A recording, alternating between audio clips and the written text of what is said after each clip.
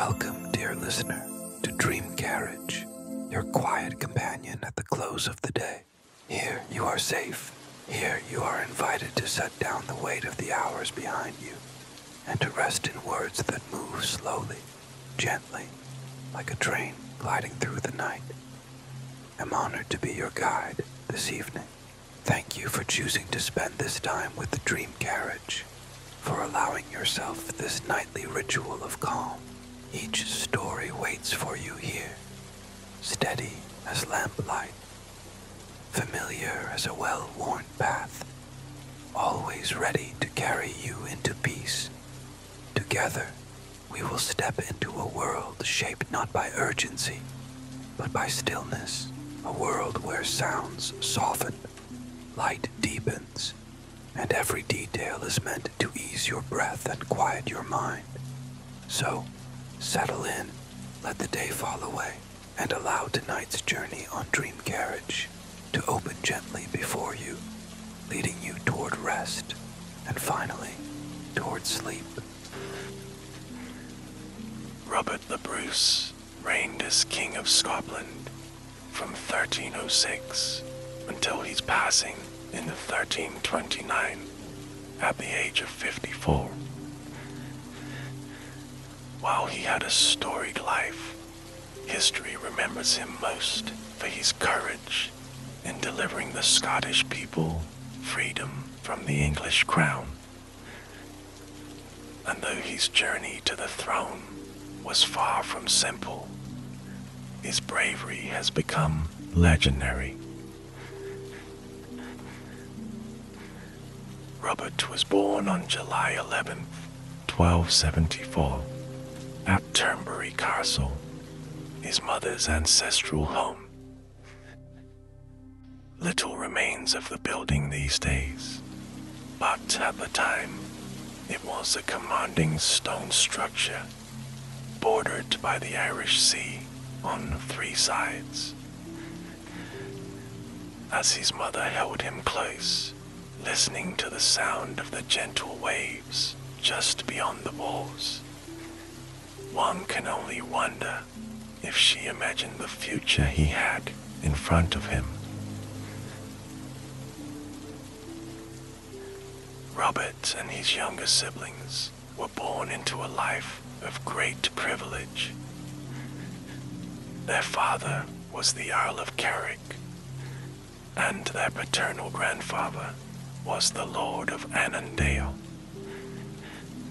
Many historians believe the children would have benefited from an extensive education that included philosophy, languages, and music, as well as swordplay and jousting. Perhaps these last two endeavors helped shape Robert into the warrior king he would one day become.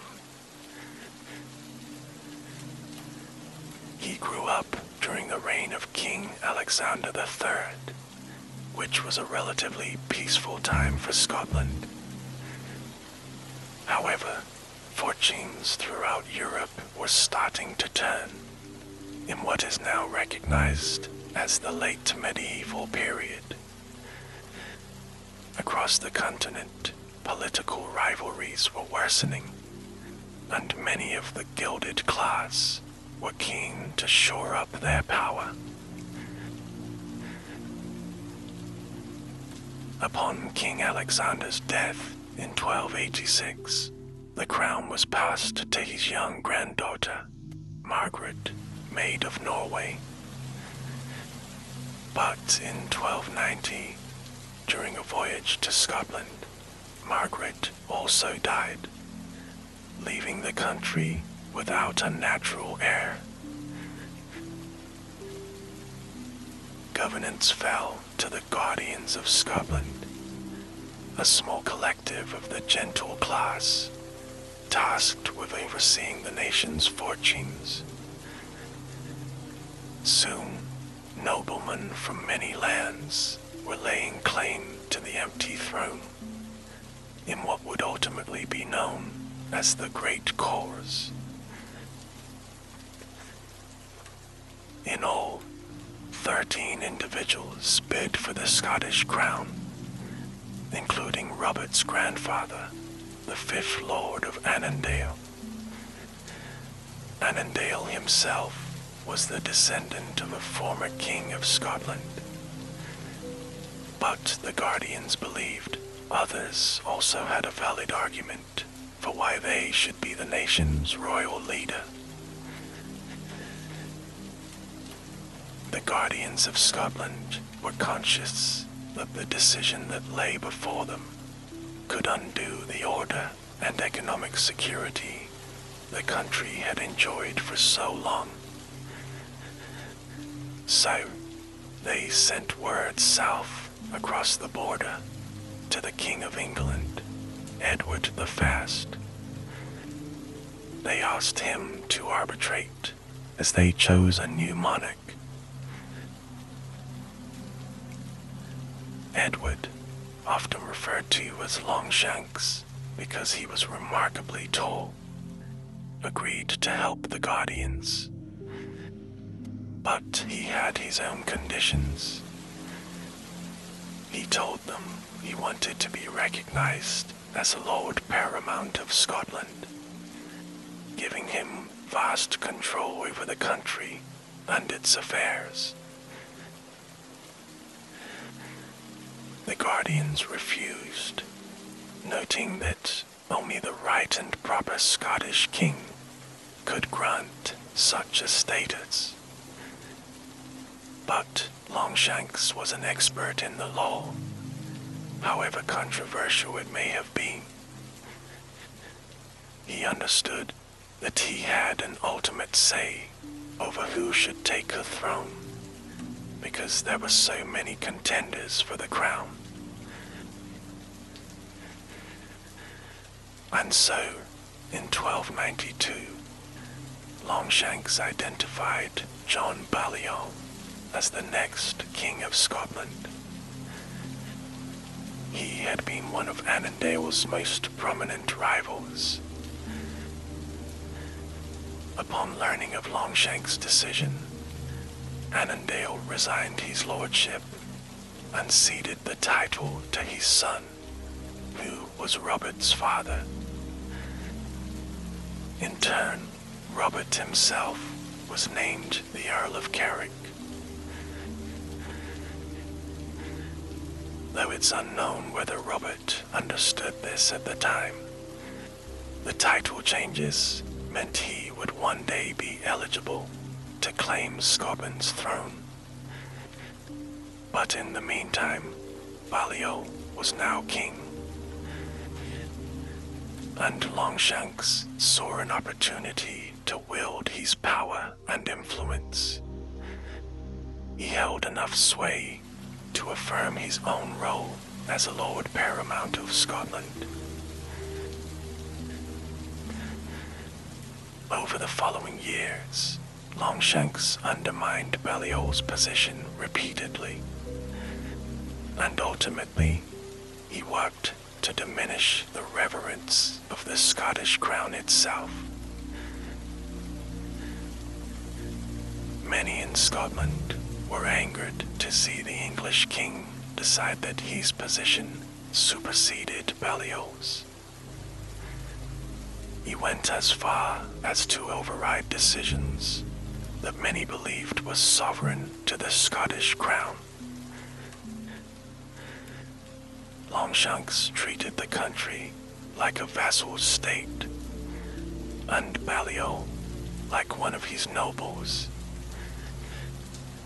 If this were the case, Scotland and its leader would have an obligation to help the English monarch should he call on them for aid. Their relationship was strained further in 1294, when Longshanks demanded Balliol provide money and troops to support England's war against France.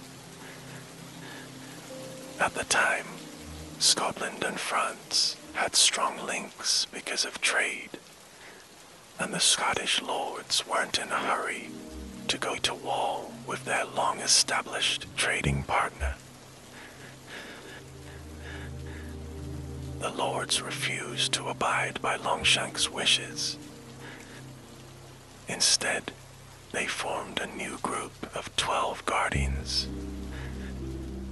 Collectively, they decided that Scotland should not join England's war, and instead should sign a treaty with the French.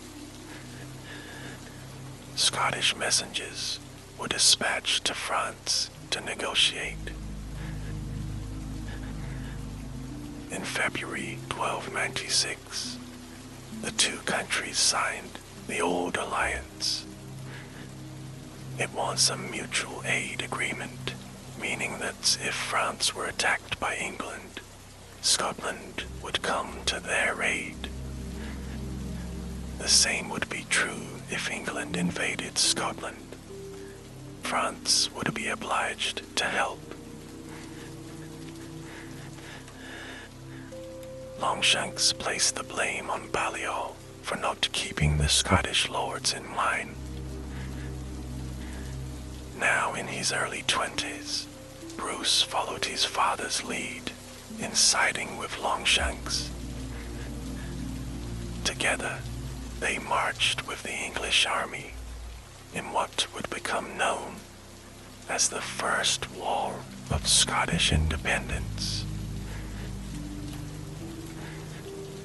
To this day, historians are still unsure why the Bruces, led by Robert the Elder, were loyal to the English king.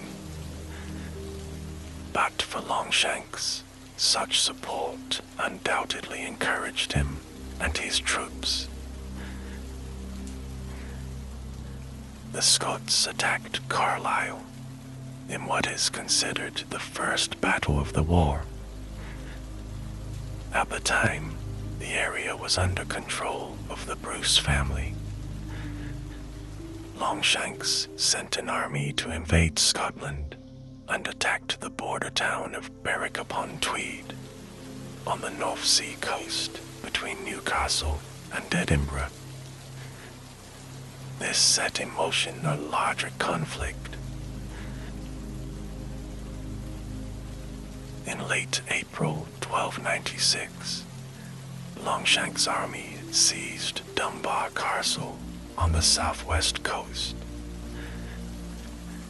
They pushed through southern Scotland and laid siege to Edinburgh Castle in July. Then they continued to take other significant castles around the country until Balliol and the other Scottish nobles surrendered. Soon after, Balliol abdicated the Scottish throne. He was held in the Tower of London for a time, before being allowed to leave for France in July 1299. The Scottish people were without a leader once more. With Balliol gone, Longshanks gained the loyalty of many of Scotland's nobles. This allowed him to establish ultimate control over the nation. But for others, the fight for independence was nowhere near over. One of these people was Andrew de Moray, the son of a Scottish landowner. In early 1297, he was imprisoned in England by Longshanks' army, and even though he was far from home, de Moray refused to give up his deeply held belief that Scots should rule Scotland. By May of that year, de Moray had managed to escape. He quickly made his way back to Scotland, returning to his ancestral home in the north of the country. Once there, he publicly denounced Longshanks' control over the country and its affairs. there was already a sizable group of Scots mustering forces in the event that another battle was on the horizon. But de Moray inspired many more to heed his call and challenge the English army. Meanwhile, in a different corner of the country, another well-known Scot was also stoking rebellion against English rule. William Wallace called on his countrymen to join the uprising. Soon, de Moray's and Wallace's revolts led to a series of attacks against the occupying forces and their allies. This rebellion incensed Longshanks, leading him to send more English troops to Scotland. But Wallace and de Moray continued to fight back, and the ensuing battles would define an era known as the Wars of Scottish Independence. For Robert, it was a troubling time. While he was loyal to his father, he could see how many ordinary people were joining forces with both Wallace and de Moray. Still, his father had sworn allegiance to the English king, and so the young man had much to consider. Some historians believe that Robert had fallen in with the allies of his grandfather instead. It's impossible to know precisely how the young man felt, but we know he was watching many of his fellow Scots band together to demand freedom from his nation's occupiers. In 1297, Robert visited with Bishop Wishart, a much revered figure and good friend of his grandfather, Annandale. Wishart listened to Robert's concerns, understanding the connections his family had to the English crown. But Wishart believed Longshanks' hold over Scotland was coming to an end. He encouraged Robert to follow his heart and join Wallace and de Moray in their efforts to push back the occupying armies. Encouraged by Wishart's words, Robert took up arms against Longshanks' men. In September of that year, Wallace joined with de Moray, and together they led a force to beat back the English troops in what would come to be known as the Battle of Stirling Bridge. Scottish and English soldiers faced each other across the timber bridge, which spanned the River Forth. The structure was just wide enough to carry 2 horseback riders at a time. As the English army crossed, Wallace and his men watched in anticipation. Eventually, more than 2,000 troops crossed over to face the Scots, which is when the battle began. Wallace knew how to use a certain formation in order to create a traffic jam of sorts on the bridge. It collapsed, cutting the English army off from reinforcements. By the end, the Scots were victorious. Following the Battle of Stirling Bridge, the story of William Wallace's bravery began to spread. In 1297, he was named a Guardian of Scotland, and would go down in the history books for his legendary actions. But Longshanks was incensed by Wallace's rising fame and plotted to take him on once more. In April of the following year, Longshanks sent thousands of soldiers north of the border again, determined to draw Wallace and his legions into another battle. But the Scots thought it better to wait the king out, believing his troops would soon run low on supplies. Many of the foot soldiers were likely Welsh conscripts. The morale of the forces was low, given the riots and rebellions that had broken out among them. Soon enough, Wallace and his men were proven correct, and Longshanks' army made preparations to leave Scotland.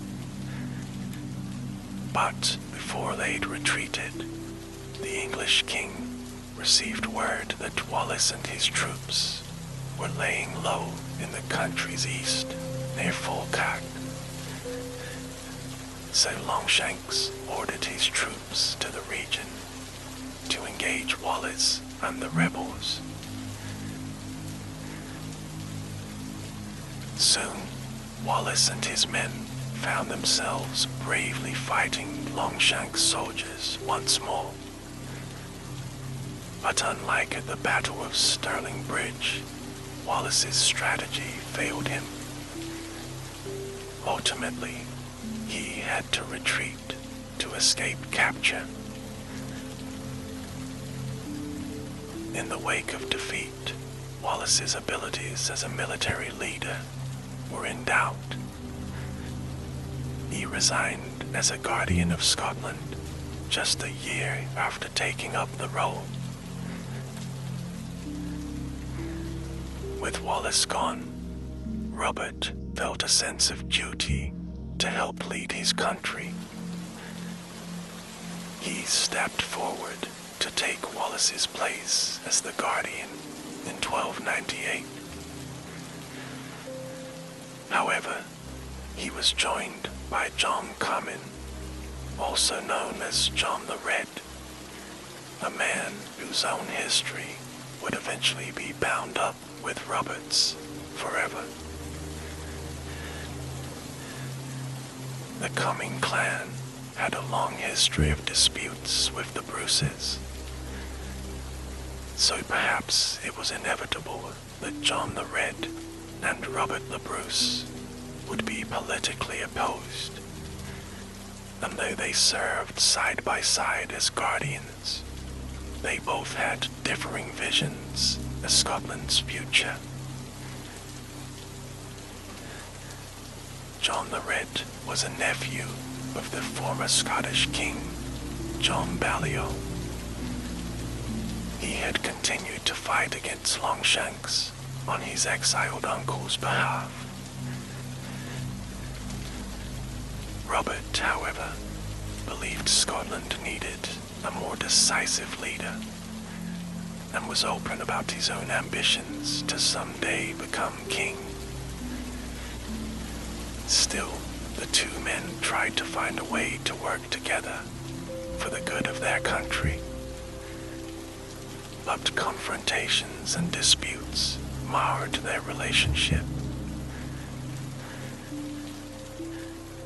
By 1305, Longshanks' dominance over Scotland was without doubt. Over the years, he had invaded on multiple occasions, taking control of land and property, including Turnberry Castle, Robert's childhood home. That summer, John the Red made a secret pact with Robert, agreeing to support his claim to the throne should he lead a successful uprising against Longshanks. But by August, William Wallace had been captured in Glasgow by a knight loyal to the English king.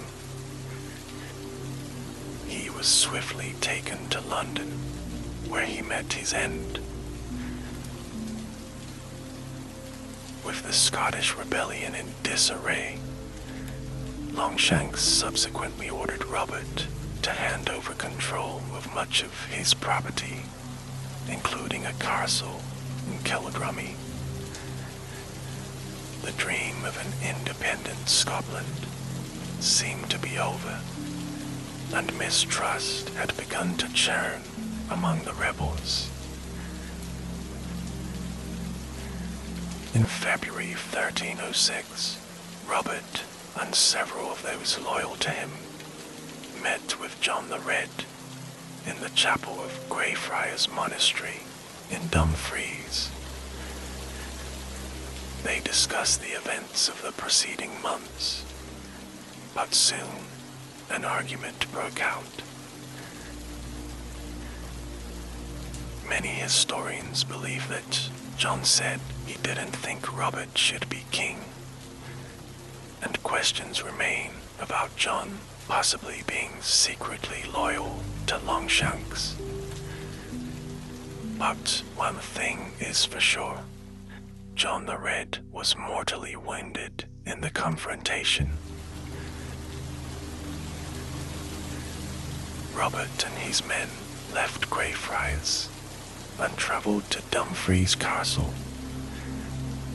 The English soldiers stationed there quickly surrendered. Next, the group headed north on horseback to Glasgow, where Bishop Wishart absolved Robert of any wrongdoing. Wishart then commanded the rest of Scotland's clergy to support his bid to lead the nation. Weeks later, on March 25th, 1306, Bishop William de Lamberton crowned Robert the Bruce as Scotland's king. When Longshanks got word, he led another invasion, determined to stamp out the rebellion one final time. What followed was a months-long battle between the English and Scottish crowns.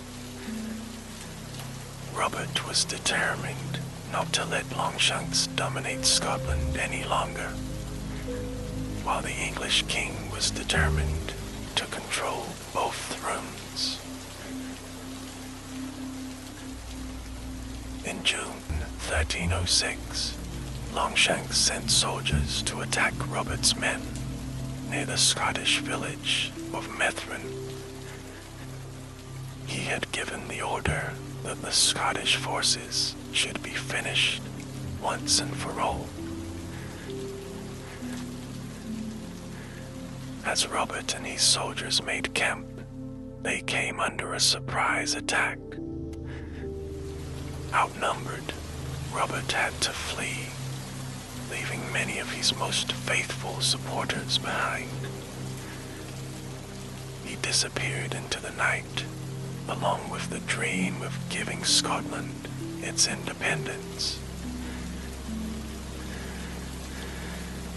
Following the battle, Robert the Bruce was neither seen nor heard from for many months.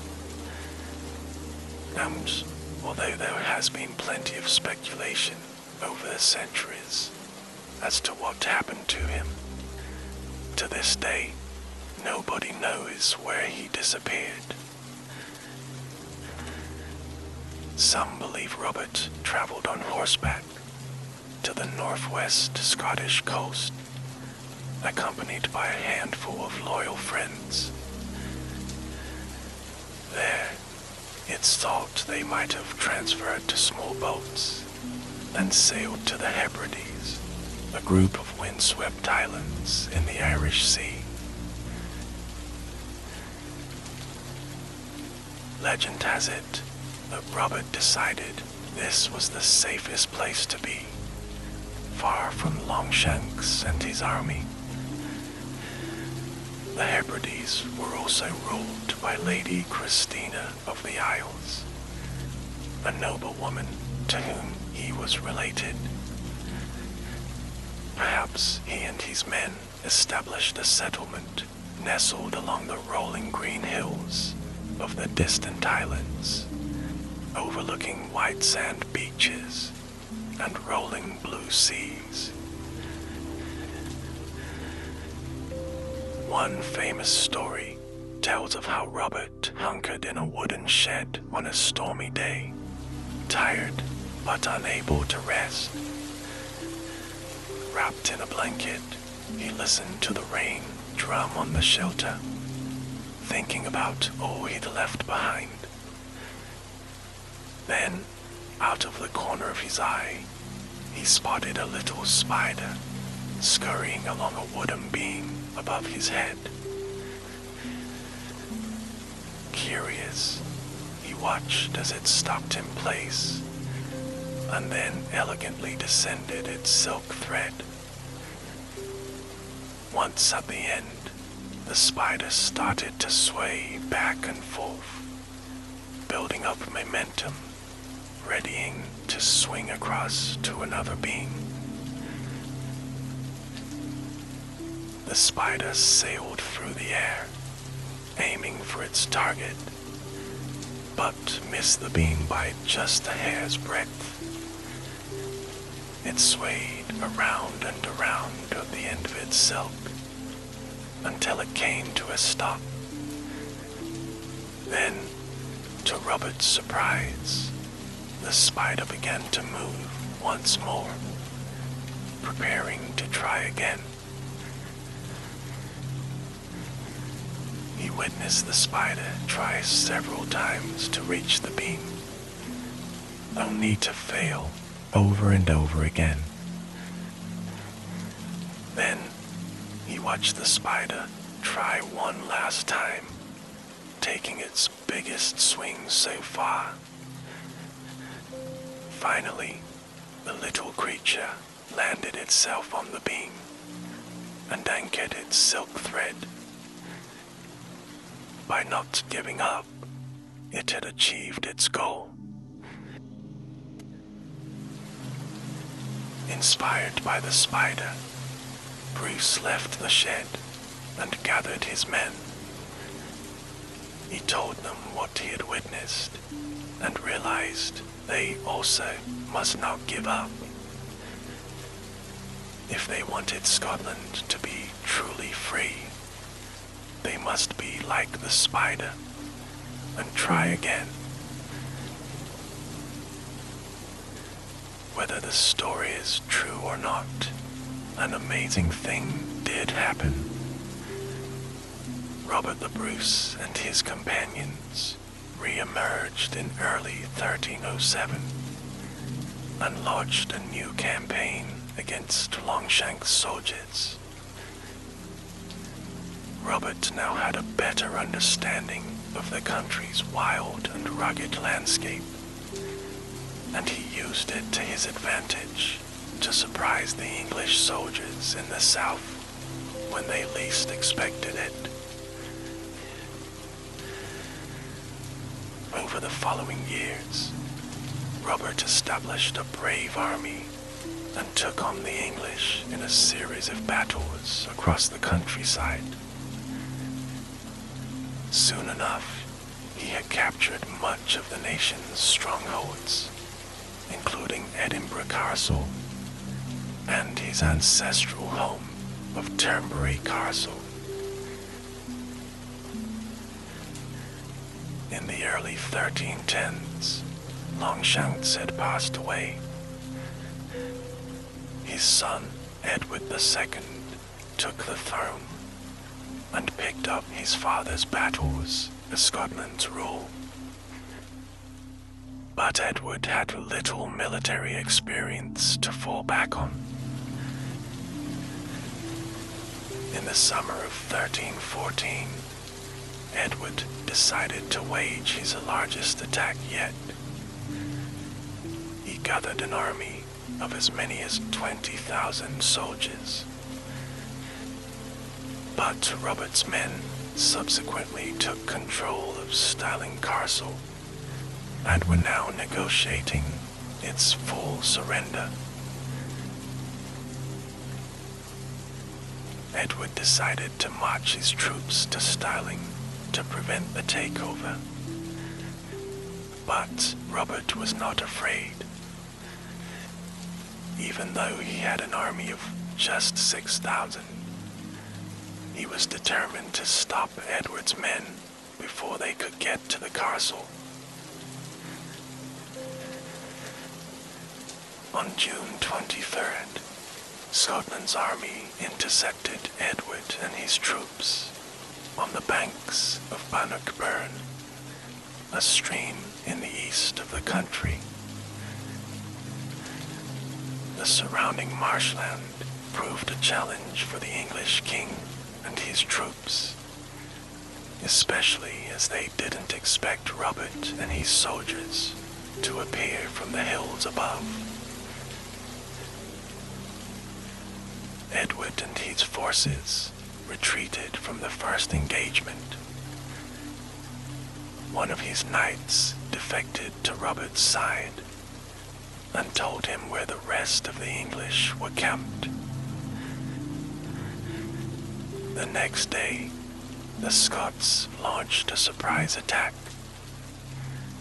Humiliated by the defeat, Edward returned to England, leaving Robert to take complete control of Stirling Castle.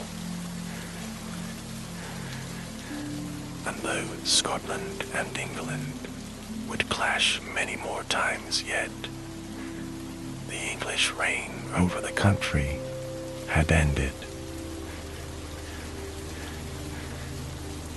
Robert the Bruce had finally given the Scottish people what they had long dreamt of: freedom.